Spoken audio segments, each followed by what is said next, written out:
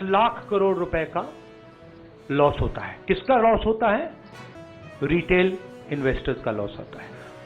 प्रधानमंत्री ने, home minister ने और फाइनेंस मिनिस्टर ने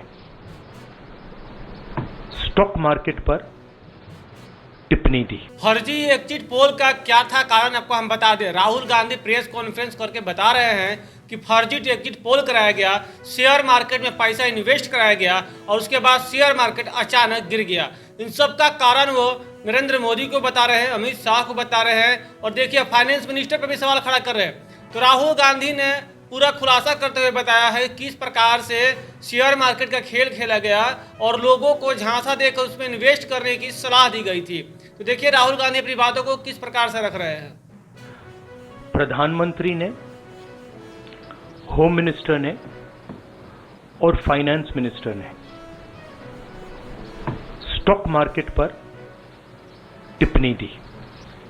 प्रधानमंत्री ने 2-3 बार, 4 बार देश को कहा कि स्टॉक मार्केट तेजी से आगे बढ़ने जा रही है। होम मिनिस्टर ने सीधा कहा कि 4 जून को स्टॉक मार्केट आसमान में जाएगी, लोगों को खरीदना चाहिए। और यही मैसेज फाइनेंस मिनिस्टर ने दिया। फर्स्ट, ये आज थोड़ा हम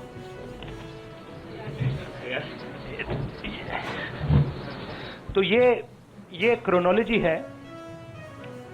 अमित शाह कहते हैं बाय शेयर्स बिफोर 4 जून। 19 में नरेंद्र मोदी जी कहते हैं stock market will break records on June 4। फिर 28 मई को रिपीट करते हैं। 1 जून मीडिया झूठे एग्जिट पोल रिलीज करती है। बीजेपी का ऑफिशियल जो इंटरनल सर्वे था वो उनको 220 सीट दे रहा था। तो ये इंफॉर्मेशन बीजेपी के लीडर्स के पास था। इंटेलिजेंस एजेंसीज ने 200 और 220 के बीच में सरकार को बताया था कि उनकी सीट्स आ रही हैं। 3 जून को स्टॉक मार्केट सारे रिकॉर्ड तोड़ देता है और 4 जून को खटाक से स्टॉक मार्केट अंडरग्राउंड चला जाता है। अगला स्लाइड दिखाइए जरा। ये देखिए 31 मई massive stock activity, more than double what was there on 30th, more than double what was there on 29, 28. ये अनोमली देखिए। ये कौन लोग हैं? ये वो लोग हैं जो जानते हैं कि कोई ना कोई घपला हो रहा है। हजारों करोड़ रुपए यहां पे इन्वेस्ट हुए हैं। फॉरेन इन्वेस्टर्स ने इन्वेस्ट किए हैं और उसके बाद 30 लाख करोड़ रुपए का लॉस होता है। किसका लॉस होता है? रिटेल इन्वेस्टर्स का लॉस होता है। तो ये जो आप देख रहे हैं हिंदुस्तान की स्टॉक मार्केट की हिस्ट्री का सबसे बड़ा स्कैम है और इसके बारे में हम कुछ सवाल पूछना चाहते हैं। पहला सवाल, why did PM&HM give specific investment advice to the 5 crore families investing in the stock market? Is it their job to give investment advice? Second, why both interviews were given to the same media house owned by the same business group which is also under SEBI investigation for manipulating stock market? Third, what is the connection between the BJP, the fake exit pollsters and the dubious foreign investors who invested one day before the exit polls were announced and made a huge profit at the cost of 5 crore families. We demand a JPC into this.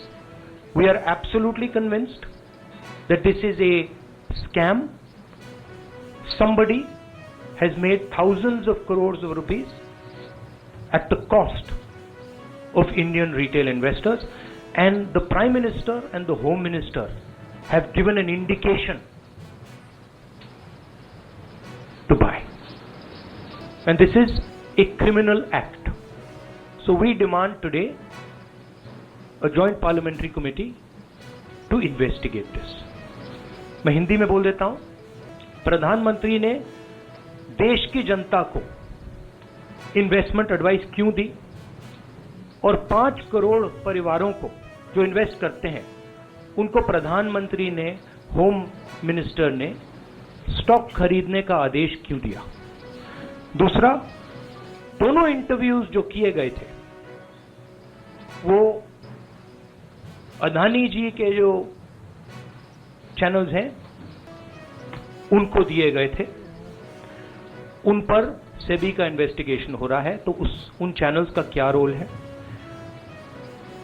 और BJP के बीच में जो fake exit pollsters हैं, तो आपने सुना राहुल गांधी को किस प्रकार से एक्सप्लेन कर रहे हैं कि बीजेपी सारा खेल समझ रही थी, उसे पता था कि वो मेजॉरिटी में नहीं आ रही है, उसके बाद भी लोगों को इन्वेस्ट करने का सलाह दिया गया प्रधानमंत्री के द्वारा, गृह मंत्री के द्वारा, और लोगों को जो पैसा है हजारों करोड़ रुपए जो है वो डूब गए हैं। तो अब देखना होगा, इस पर कार्रवाई करने की बात हो रही है, क्या सच में कार्रवाई होगी, क्योंकि जिस प्रकार से लोगों का मानना है कि लगातार राहुल गांधी आवाज उठाते रहे हैं लेकिन उस पर किसी भी प्रकार की कार्रवाई नहीं होती है। दीक्षांत एडुटेक लाया है दीक्षांत ई लर्निंग ऐप। बने दीक्षांत का चैनल पार्टनर और अर्न करे लाखों रुपए प्रति महीने।